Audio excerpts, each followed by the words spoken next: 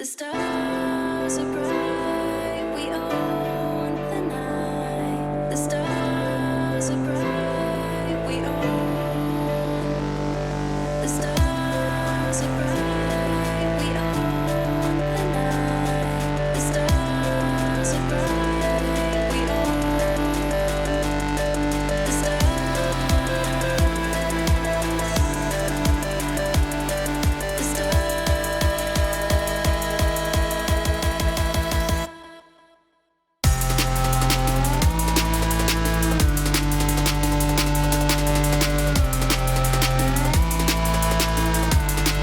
Hello everyone, welcome to another episode of No Better Time Than the Present. Hopefully we don't have any internet Wi-Fi issues, okay, but you can never tell, so fingers crossed. So this evening we have a conversation with Lakeia Nard, who is the founder of Melanin Children Matter, okay, which is a organization that's dedicated to servicing children, healing families, and educating the society while enhancing awareness surrounding childhood rare diseases. Okay. Wonderful. Hi. Hello everyone. Happy Friday. Welcome to another episode of No Better Time Than the Present.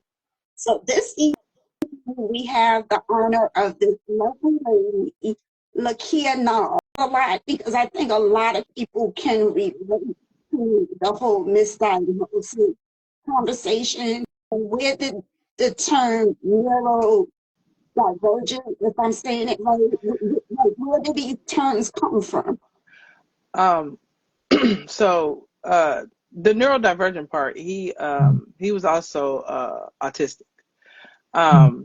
But the first diagnose they missed him with was spinal muscular atrophy, SMA. And I mean, it was a whole thing. Just even getting him in to be seen by a neurologist, like he was in therapy at 5 months. So the first thing they were saying, oh, he just has autism, that's, and I'm like, autism don't make you fall, like it doesn't make you get up from falling like an old man.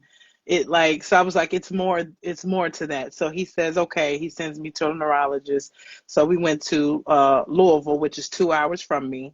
Because we have to think about living in a rural community. We don't have the best doctors, and they are not ready for that type of condition. So we went to the muscular dystrophy clinic. I seen my neurologist. Her name was Dr. Lakeia. She was a small Indian woman. And when she seen him, she says, this is, SMA, he has the falacials of the tongue, the weakness. And so I was like, okay. And I go home and I'm up late at night reading and researching and finding support groups. And I go to the support groups and I'm asking questions. And I was like, wait a minute, this doesn't fit my son. So I go back to her and I said, I've read the articles. I've talked to people who have children with SMA, and this just doesn't feel like SMA. Like they're not, giving the same symptoms. And she says, okay, well, let's, try it. Now he went to a muscular dystrophy. So let me back that up. So that's the second diagnosis, because he went to a muscular dystrophy clinic thinking it was muscular dystrophy, and it wasn't. Right. So when she said SMA, I did the research and it wasn't. So when I came back to her, she says, well, she says, it's just mind blowing. I don't understand how it couldn't be SMA. And so we're doing testings and came back. It wasn't muscular dystrophy. We did more testing.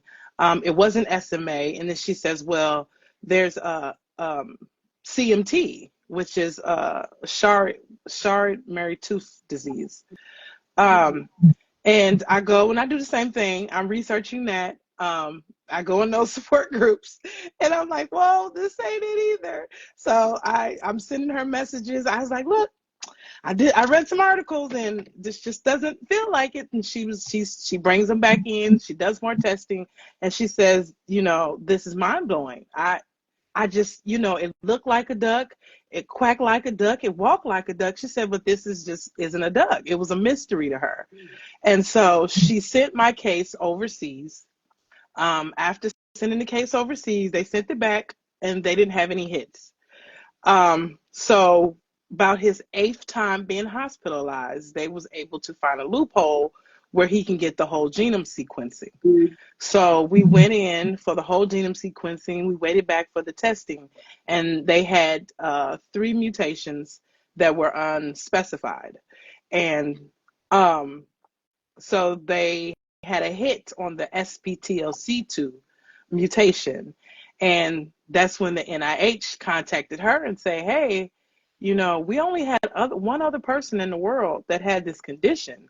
Would she be willing to bring him in so that we can test him and make sure this is what it is? So we fly all the way out to the NIH. They do all of their testing and they say, this is what it is. This is SPTLC2.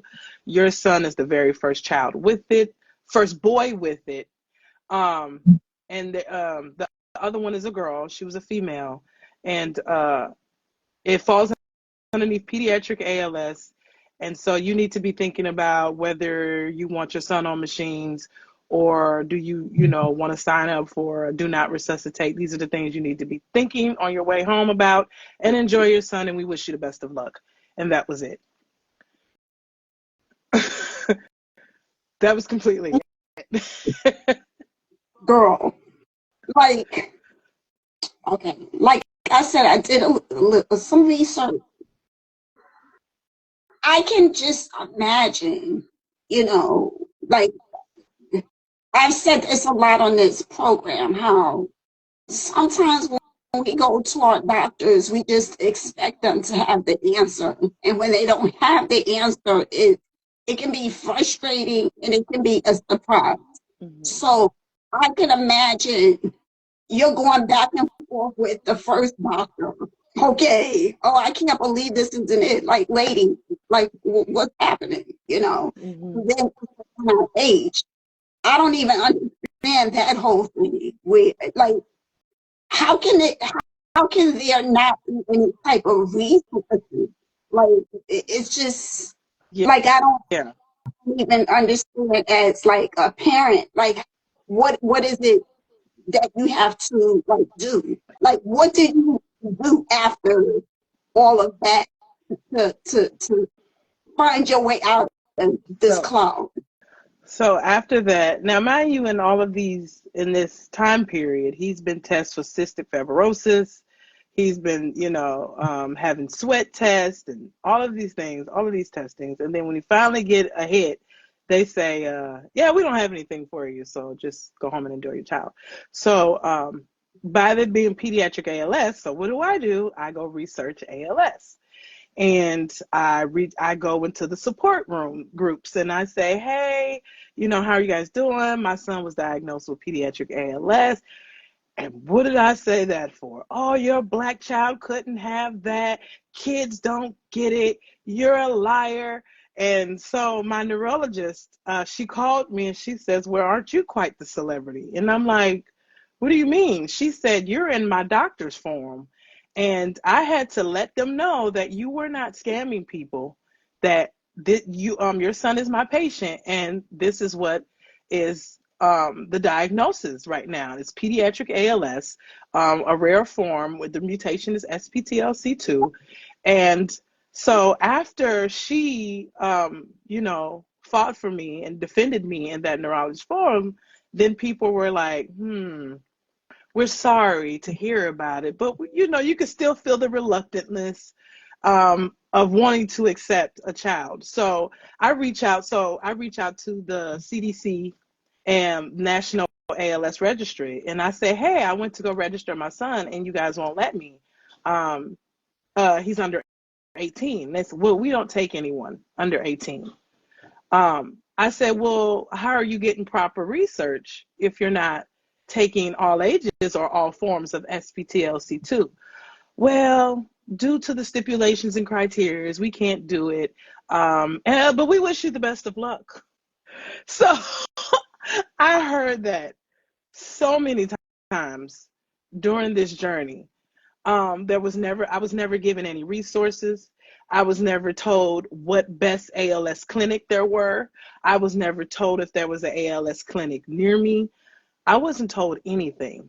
So after I just knew I wasn't going to get anything, people were shunning me out. I didn't have a community. Family and friends have alienated me.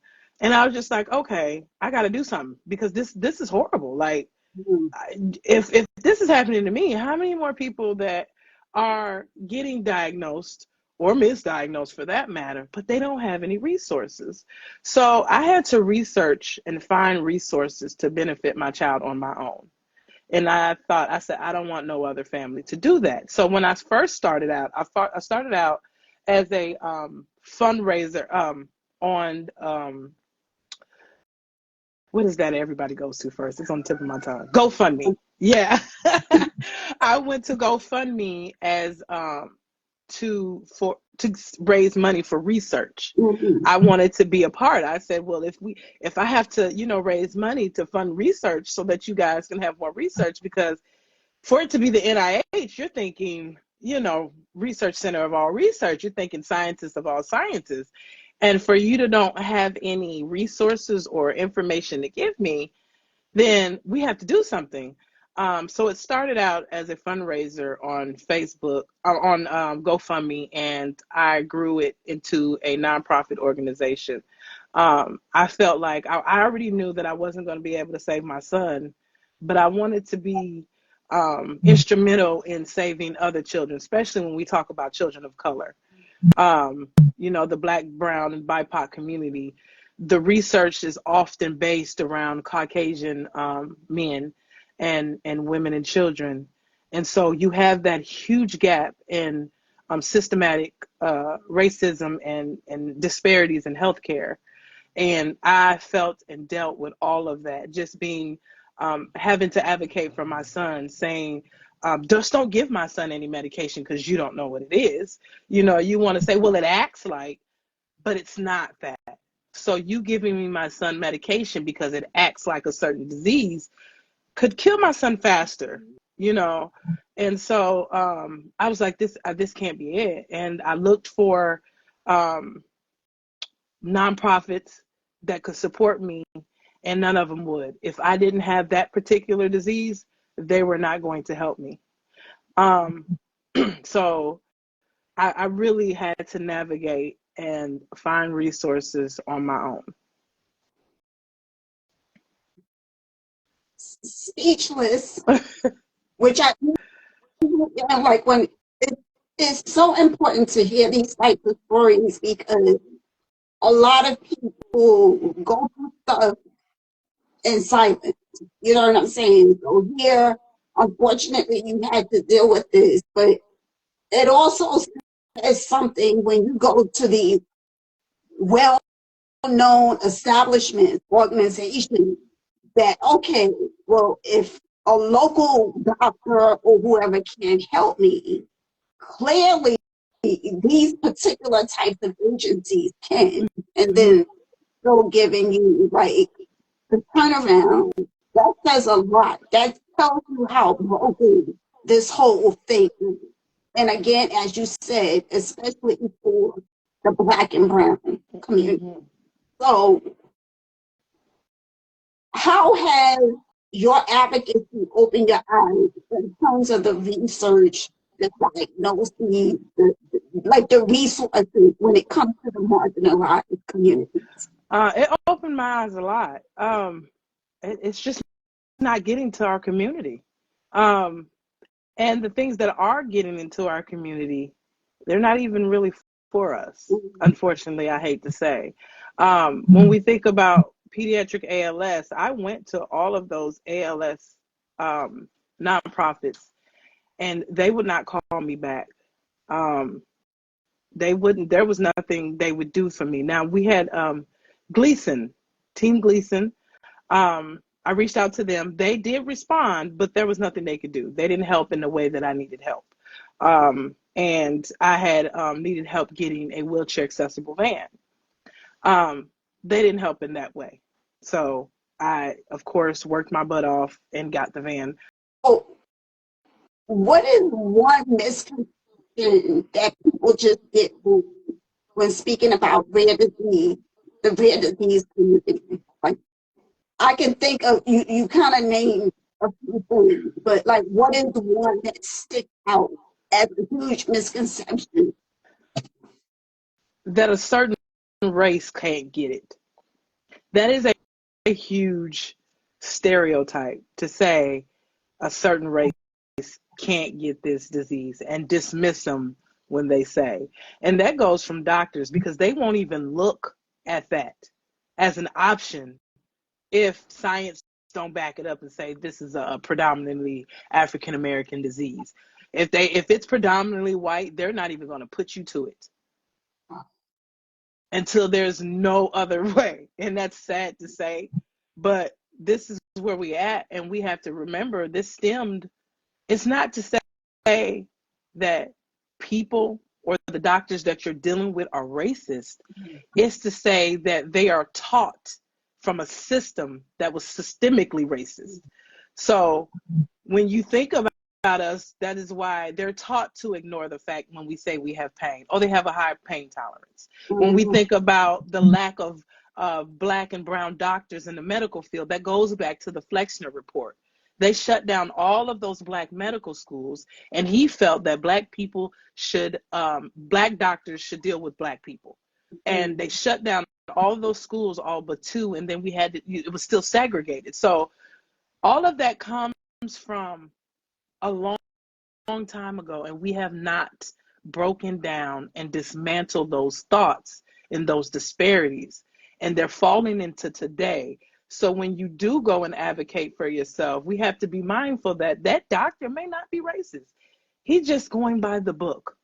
And we need medical professionals to understand that they were taught in racism, and be aware of that and do better. Listen to your patients. And it's crazy as caregivers, as patients, okay, we know it, but why doesn't the system of healthcare, they kind of know it, but it's kind of like business as usual. Like something that you said is like dead on in terms of, like, perfect example. Okay, so I'm a multiple myeloma survivor. Okay, now I remember earlier in treatment, you would have, I guess I was at a teaching hospital, and a lot of people seem to like a teaching hospital because they actually have more eyes on you, if that makes sense. Now, me not really knowing what this was, I'm like, okay, here's my doctor, but who are all these other people coming in the room? Okay, like, well, but I remember clearly there were like, there was I think two or one person came in there, and they were doing a study, and it was something with, they wanted to know if they could use something something with the blood, or something to that effect. And like, I had just, maybe, I don't know if I had just read or the book hit me, so I don't know the exact name, but I know the woman, Henrietta Lacks. Okay, good child. So I can't recall the name. I know it's probably on the shelf. I don't want to go looking for it. But I'm looking at this person who's asking me to find something, and clearly I'm looking at him, and I can tell he doesn't know the history of what you're asking me. Next time I saw him, however, he was like, "Oh, Miss Brunson, oh, yeah, I totally like whatever they're teaching you, that woman's going to be out like a whole chapter on that, right?" And for those who know the story, it's very important that we speak up. Clearly, a lot of the healthcare people, they don't really know. And like you said, just going by the textbook. Yeah. Mm-hmm. So that's like a whole, it's always a conversation. Okay, because it's like So, what we do to like break down that system. And you have people who have higher authority who can really do that. So it kind of goes into the person who's studying to be a doctor for them to do their full due diligence. Okay, you can go by the textbook, because I get it. You're going to need the textbook to get you to where you need to get to, but you need extra in terms of working with certain communities. mm-hmm. Okay, then they're trying. I want you to tell me a little bit about your baby. You know, what he did to make you smile. So King Nazir, his name means to overcome in victory. He was diagnosed at 3 with it. But that boy, that young man right there taught me so much. He was nonverbal, but he could speak. He could tell you his numbers, letters, sing lullabies, all of that in Portuguese and in Spanish and in English. He loved to learn. Like he would, even at bath time, he would listen to Mozart. I just had to have classical music for his bag. And I said, I think I did that when I named him, because he got in this really keen persona. And and he may have been nonverbal, but that boy never complained about his situation. He learned to walk before he could no longer walk. When he would fall, he would smile. Like, he would laugh when he failed, and he would get up and try again. He was very playful. He would run you over with his wheelchair. He thought that was hilarious. Um, he would do this one thing, like, if I would set, because he played video games, so I would set him up to play his video games, and I would, go, do what I'm doing around the house or whatever, and he'll act like he can't breathe, and I'll come flying down the hall around the corner, and he'd be laughing. So Uh, he found it funny to rattle me, like, he was, he was a very powerful young man to be going through what he's going through. Just to see him always smiling, he didn't complain much, and so wherever he wanted, he can have. I'd be out 4 or 5 in the morning because he wanted to go outside in his wheelchair. Hey, let's go outside, and and so we would sit on the porch while it rained and just listen to it together.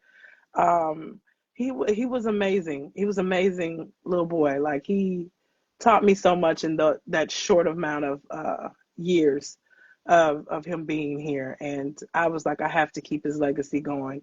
And so, and one of the things he taught me, that when things are hard and it's rough, you just keep smiling. that is So so true. That is so true. yeah, he was definitely a lady man. He loved the ladies. Uh, he loved he loved the ladies, and the ladies loved him, and he had long hair and those beautiful long eyelashes, and so he he was a character. He was a cutie. I saw the pictures. Yeah, definitely, definitely a cutie, to say the least. Yeah. So I wanted to ask you, okay, I know you had Melanin Children Matter. Tell us how King Nazir's journey impacts your organization. My organization is because of him. It Mhm. is because of it. He needed the research. It was because he was autistic. It was because autism wasn't speaking for us. Mhm. So everything about my son is the legacy of Melanin Children Matter. And I named it Melanin Children Matter because when we think about the rare disease space, it's just disparities alone, just being a rare disease. And so I wanted an organization that helps all children. And I feel, and with melanin is in all of us. It's in our hair color, it's in our eye color, But we have to remember that when melanin, some people have more melanin in their skin, right? So I named it Melanin Children because although all children need help, we can't negate the fact that there are disparities that just doesn't help children of color equally. And so that's why I named it Melanin Children Matter instead of after him. But everything about him, even from like the local t-shirts that I sell, the strength and the arms is because he was losing strength, but he still was strong. He was a puzzle player. He loved building blocks and playing with puzzles. So you see the puzzles of the colors that he played with the most. And then you see the world in the background. Right. And you know, and so he is the foundation, he is the legacy, he is why Melanin Children Matter is here. Awesome. Awesome. Now that you have this organization, how are you respected, if you will, in terms of those agencies that weren't really helpful in the beginning? Like, you don't have to get into all the specifics, but now that you're established, maybe that wasn't the intent, obviously it's to find help for your child. How how is the relationship in terms of being this resource? Do you feel that this is like a partnership, or is there still a distance? I only have one connection if we're talking about in the ALS space, and Mhm. that would be I am ALS. I am one of those people. You you don't have to put a black or whites only sign in front of my face. All you got to do is just act like it. And so you didn't want to help. I have no reason to reach back out, right? Because you didn't want to help when I need you.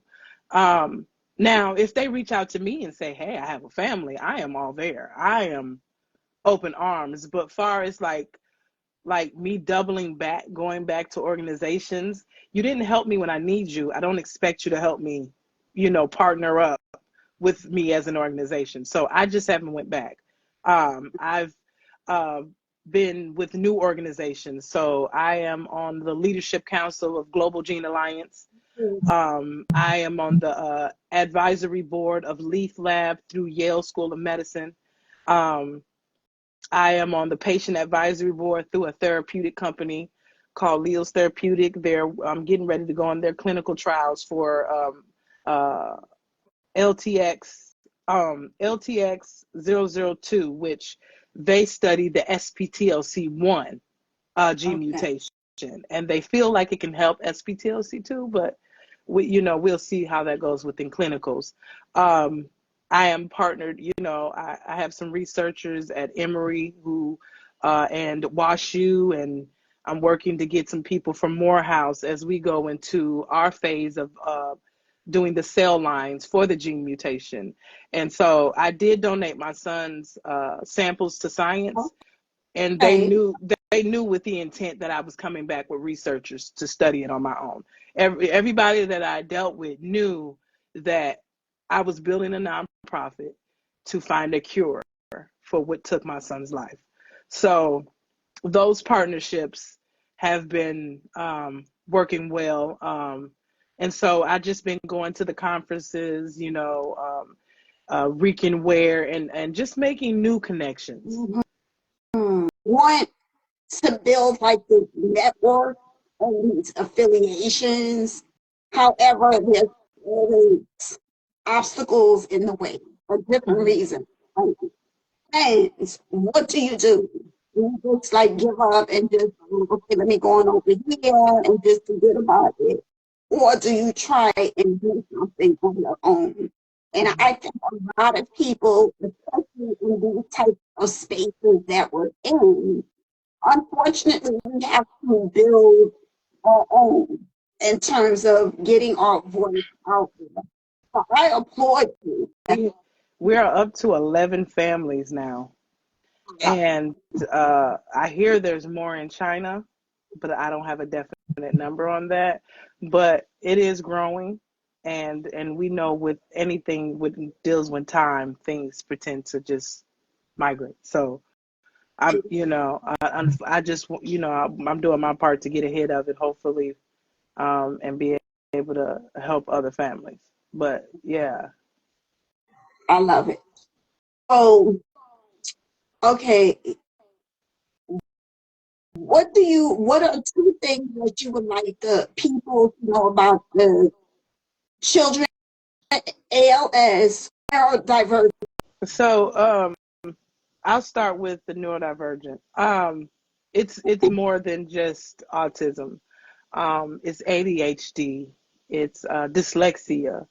It's so it's more than that. And we have workshops to help families identify what neurodivergent conditions are and how they present themselves. And then we also have workshops where we work with the children, because a lot of families, especially in underserved and rural communities, they may get a diagnosis for their child, but they don't often sit down and tell their child the diagnosis and how it presents themselves. So we work with not just the parents, but we also work with the children. We want you to be able to identify this, so you're not just wondering throughout life, like, what is wrong with me? Why am I, and when we think about neurodivergence, especially for children of color, Black children, that leads to school to prison pipeline, because you don't know how to cope. You don't even know what you have.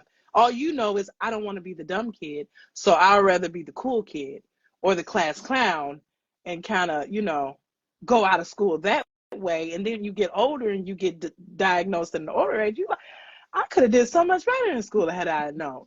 So we work with family and as a whole. When I say we work as a family, we work as the family as a whole. And when we think about rare disease, I would like for Black people, um, and I'm saying this given our history, because you know how when it comes to what we've been through when it comes to history, but I need Black people to understand that we were science. There would not be no science without us. So with I'm building this where we're going to go from school to school and try to get more people of color to go into certain like bio Right. DNA. Like, we need you to do more than, we need Black pediatrics together, where we're going to do a trail where we're going to go to school and really get them to understand there is so much more um, open space out there than just being that doctor, a regular physician, or, there's so much more. We need bio majors. We need chemical majors. We need you guys. We need more nurses that are good with ventilators. And because if it wasn't, my son wouldn't have been able to leave the hospital, because he couldn't go home without having a nurse for a ventilator. And so Right. their children are staying in hospitals 1 to 2 years, just waiting on a nurse to go home. It's either that or you sign a do not resuscitate. Let's back up a bit. Okay. So this would be, I guess, a specialized nurse who Yes, knows how to work with these machines or yes, something. So, because they have to be able to be well trained in trach, okay. and the ventilator. And so they don't leave that to parents, which I took the class and I signed a DNR, and I had other family come up to take the class. Like, I fought hard to get my baby home. Um, but if you don't, and I said, well, how long could he stay here while I wait on a nurse? He could stay here for 1 to 2 years. I have other kids. I can't sit here for 1 to 2 years waiting on a nurse. I want my baby home. He would decline faster sitting in this hospital waiting on a nurse than he would if I brought him home. And so, Mm, we have to be mindful where we as a people of color are not stuck in a specific category. You don't have to be stuck in CNA. Be a registered nurse, be a traveling nurse, be a doctor. Go into do ultrasounds. We need more of us to start to close these gaps and bridge these gaps, because mhm.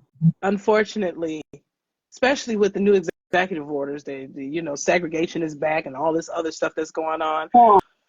We can't keep relying on other people to be there for us.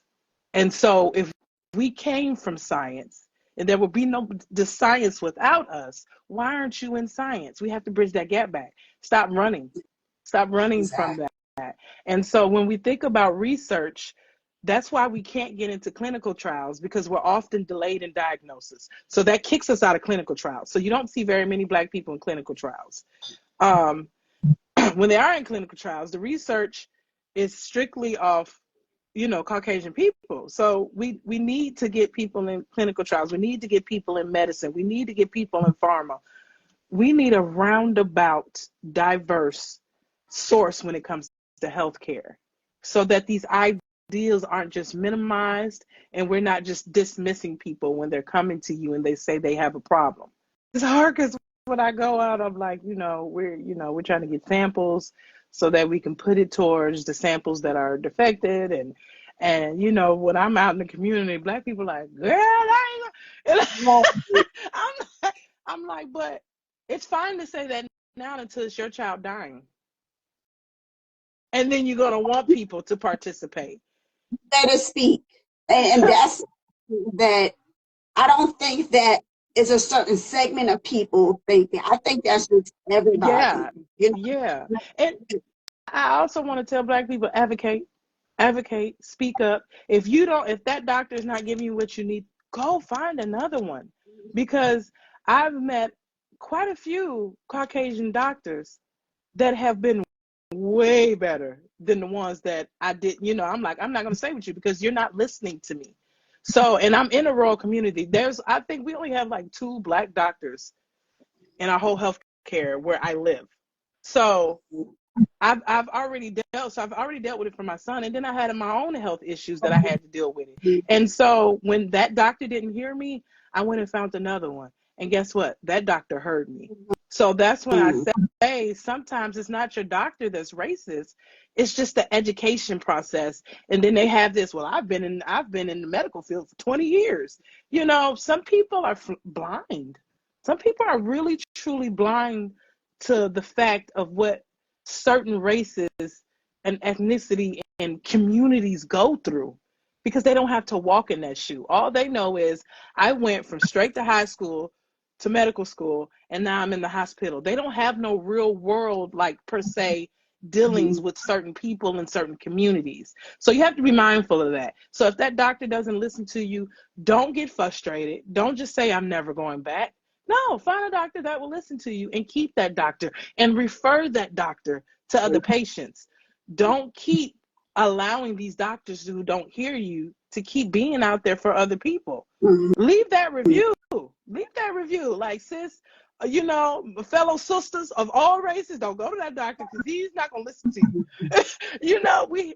We have to be more mindful. We have to be more, communicate more and really look out for one another. I totally agree. It's funny that you said that. I had an incident that happened today that I post some of my stuff, not all the business, but I can't think of the name of the machine, but like the pulse ox. That is not the best reads when we're dealing with Black people or people of color, because of melanin, whatever the thing is, it's not giving you a good read. So the lady had this thing on her finger, and she was like, "Oh, I don't know why it's not doing it." You could see that it's working, which I don't really know the purpose. I know the purpose of this thing, but I feel like they get their read, and I don't know if it really makes a difference. I just feel like people are just going with the flow. Okay, I gotta check this. I gotta check your pressure. I gotta put this. I gotta do the temperature. Girl, sit down. Okay.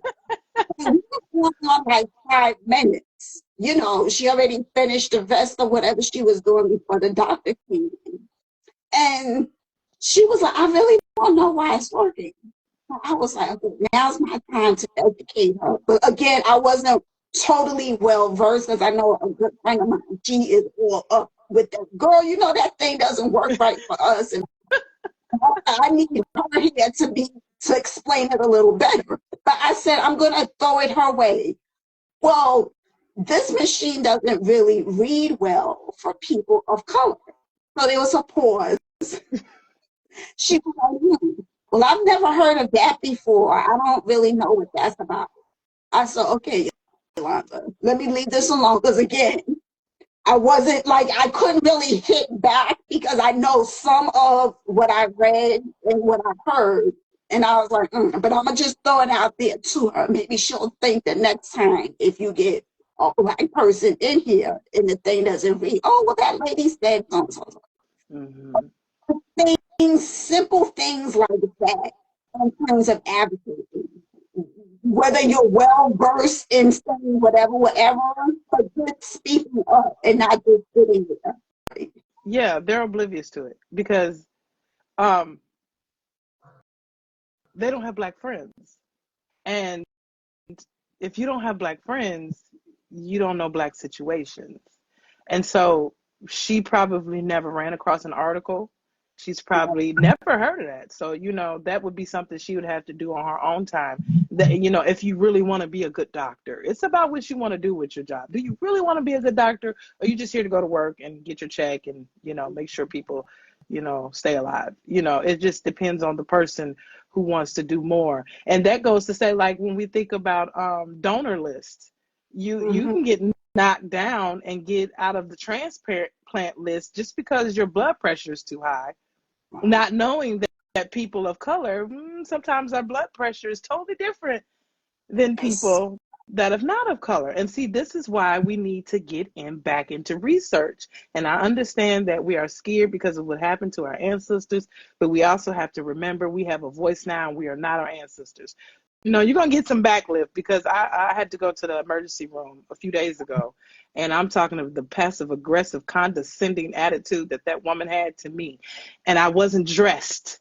So they look at you upon how you dress and you come places too. Unfortunately, that is a fact. But I had my natural hair out and like one of those Afro buns, and I was in my PJs and I came. I could not swallow. I had something lodged in my throat and I wasn't able to swallow, and I kept like throwing up, and I went in there. I went into the hospital at 9. I watched everybody that was before me go.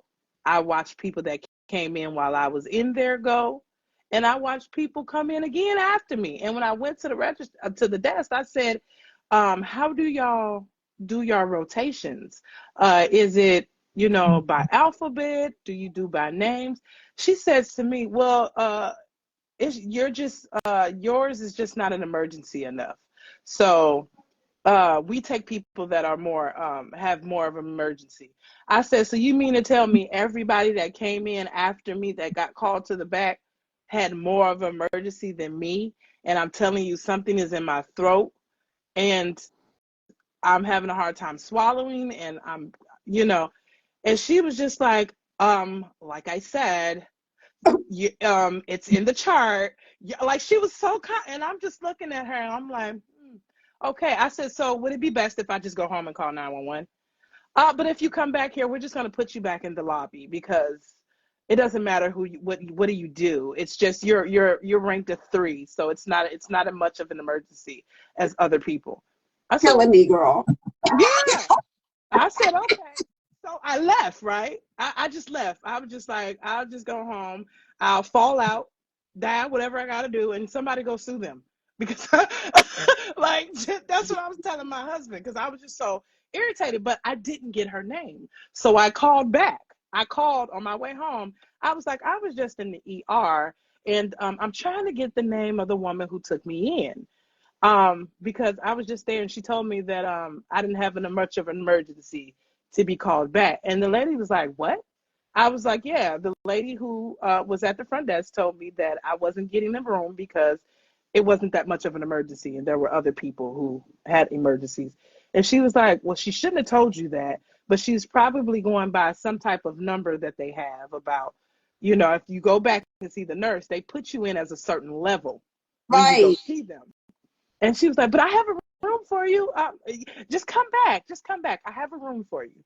So I came back and they gave me a room. But when I walked back into there and that lady was sitting at the desk and I said, she just look.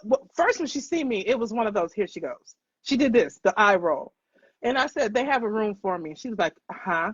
I said, "They have a room in the back." I said, "I called up here and talked to the nurse." Oh, well, let me call back there.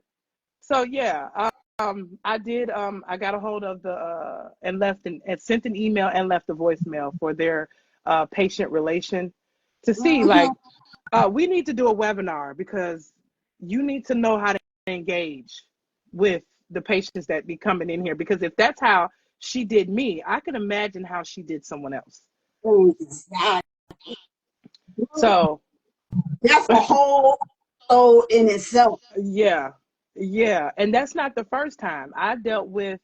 I had surgery for a wallet size mass that was on my stomach lining that was filled with endometriosis. And when I went to them the first time, they told me there was nothing there, but don't you know they marked it in my chart, it was there. But you told me there was nothing wrong with me. So I went home for years, and the pain just kept getting worse and getting worse. By this time, I'm dealing with, my son. And so I didn't have time, when I went to the doctor, I'll tell her, like, it's still here. And so I found another doctor, and she would send me in places. And that's how I learned that it was in my chart, because of the new doctor that I told, because I knew she wasn't going to listen to me anymore. So I got another doctor, and she sent all the work in for me to go get tested. And it said in my thing that it didn't grow. Oh, it didn't get any bigger. I said, but y'all told me it wasn't nothing there in the first place. So now it's there. Now you see it there, but y'all don't know what it is. So in my chart, it's endometriosis. It's not endometriosis. It's a mass tumor. It's not a mass tumor. So in my file, they didn't know what it was, to where when the other doctor got it, she didn't know what was going on. So she reworked all the tests over. Come to find out, it was a mass on my abdominal wall full of endometriosis. It wasn't where normal endometriosis be. But so after I do all of that, I have been feeling a lot better. But it was like my whole left side of my stomach is still very numb. So I know there's still some issues that's going on. But yeah, she was very dismissive. And when I told her about it, she said, "Well, I can give you some medicine." I don't want any medicine. I want to be fixed. I said, "I don't want you to mask the problem. I want you to tell me what's wrong with me, and I want you to fix the problem." And see, you were willing to give me medication. And it's funny because I was never offered pain medication except for the doctor who did all the extra labs and figured out what was wrong. But I was never, and I don't have nothing in my charts to say that I shouldn't be offered pain medication. They were giving me muscle relaxers. And I'm not I'm really not fond of taking pharmaceuticals. If I can do it the natural way, I'll do it the natural way. I don't have a problem with that. But it was just the fact that I'm telling you I'm in this much pain, and you give me a muscle relaxer and not a pain medication. That And says a so, lot. yeah, we have to speak out. We have to. Don't let them mute you. Just go find someone else. And I don't care if you got to find 3 other doctors. Go. Exactly. you know. Sometimes you got to dig in there until you find whatever it is you're trying to look for. So what parting words would you like to tell those who are going through what you've gone through in terms of trying to find this diagnosis of this rare whatever? Don't give up. Don't give up. Melanin Children Matter is here. I mean, we'll find you someone that's going to help. we are connected, so don't give up. Always advocate for yourself and for your children. I don't care how many no's you get. Don't stop until you get that yes, because you know your body, and you are living with that experience. So it's time to stop letting people mute us. And that just goes for any race. Because when we think about the rare disease space, like I said, it has a disparity of its own. So when we think about that, mommies, You know your child. You know when something is wrong with your child. So don't let them hush you. Do always, and I'm going to tell you what I tell my children, research the research. Just don't take my word for it. You go. And that's the thing, right? Because some of us, unfortunately, some of us get lazy. We're dealing with our doctor. Oh, I'll just go to the doctor and they'll give me an answer. But sometimes do a little extra when that answer doesn't swing, doesn't make any sense, But, okay, so we have a comment here from Creamy 1987. My husband and I had to go back and forth to the doctor 3 times before they would even do the x-ray. Oh my God. By that time, it was all said and done. Fractures, stage 3, myeloma, 90%.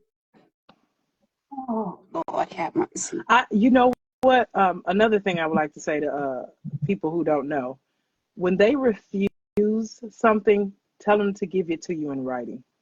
They are your doctors. You pay them to service you. Remember that a doctor is practice. They are practicing. So their word is not definite. So you don't have to be scared to say, I don't think you're right.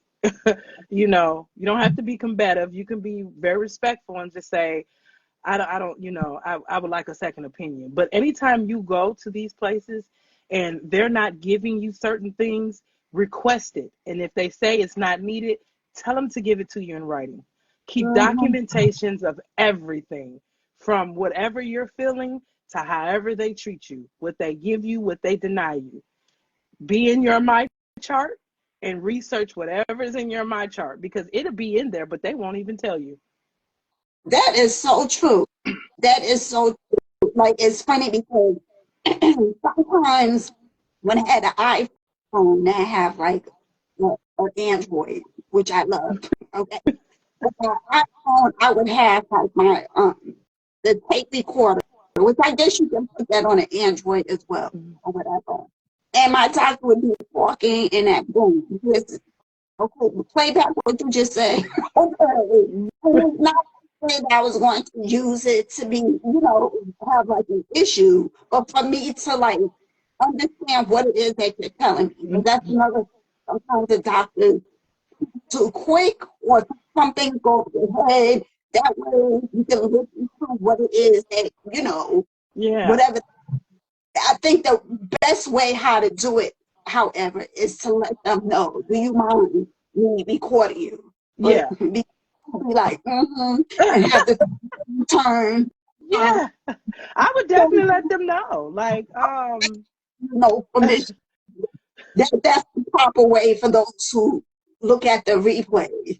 yeah. It's the proper way to just kind of put that out there, do you mind me recording? But Yeah. yeah. Speaking of, If they say no, find you a new one quick. why not? That would make me do a double take. Okay, well, what is the problem? Right. You want me to Yeah. communicate it as to what is happening with me? Yeah. Most doctors would want you to take notes or to ask questions. So anybody that's saying, oh no, I don't want you to record me, or whatever the means are for you to understand what they're telling you. Second opinion, please. Yeah. Okay. How and where can viewers follow you and learn more about your advocacy? Follow me on you can follow me on all platforms. Type in Melanin Children Matter. I should pop up. I would like for people to know that I'm trying my best to raise more funds for the mini grants, but I can't support the community unless I'm getting supported. And support don't always mean financial. Just go and follow my pages, subscribe to my website newsletter, because when I go to get these federal grant fundings, they look to see if the organization is growing. That way it lets them know that if this organization is needed. And if they don't see that it's needed, they don't fund me, and then I can't help the community that I'm here to serve. So when we think of support, sometimes it's not always money. Sometimes it's a follow and a share. And we see that how things go viral all the time. Exactly. And we need you to make Melanin Children Matter viral so that we can get back into this community and support the community the way that they deserve to be supported. That's what a call of action is, people. Our website and subscribe to that newsletter. Help us grow so that we can help get back into this community, because we help nationally and we're trying to get to an international level. So anything helps, of course. Any amount of money helps, of course. But when I go for these grants, they really need to see that this organization is growing. So that would be my call to action for people. It's free. Follow and share. Awesome. Awesome. So I want to thank you for spending time with me this evening. It was so educational. We hope those who popped on, popped off, that they learned something. For those who look at the replay later, we want you to succeed, most definitely, because your organization. So anything that you need of me, please do tell. You know, we have each other's information. Just as you were speaking, because I'm always the brainstormer. Anybody that knows me, so I'm already thinking of how can we do something else here. Yeah, yeah. I want to thank everybody who came on. I want to thank you, Lakeia. This was like again a lovely conversation. Thank you. Um, and just thank you for all that you're doing. You know, it's so needed, and we need more of this energy. Again, sometimes we kind of get in these spaces because there's no other way. Yeah. Okay, sometimes we have to carve out that space to make it a way, Mm, if that makes sense. yeah. So, uh, so appreciate it and thank you. Thank And I you. hope you have a beautiful weekend. God is Friday. Thank you for having me, and you have a wonderful weekend yourself.